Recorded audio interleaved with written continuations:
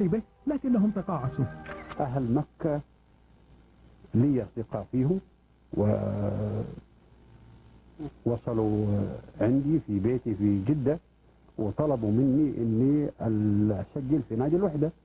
ونادي الوحدة وفي ذلك الوقت الوحدة والاتحاد يعني فريقين هم أساس الرياضة في المملكة العربية السعودية.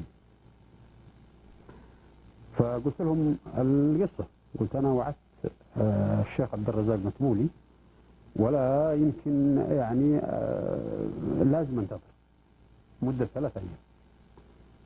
قالوا احنا نجلس عندك في البيت، عم كامل أزهر يمكن تسألوه، وحسين أبو الريش، وفي معاهم حد من الإخوان، ويمكن أمين هرساني واحد من لاعبين الوحدة. قلت لهم الله يحييكم، صرنا مع بعض. مرت 3 أيام بدون وصول الإخوة من نادي الاتحاد. قالوا ما عاد لك عذر. قلت توكلوا على الله، ورحت مع الوحدة وسجلت فعلا في الوحدة.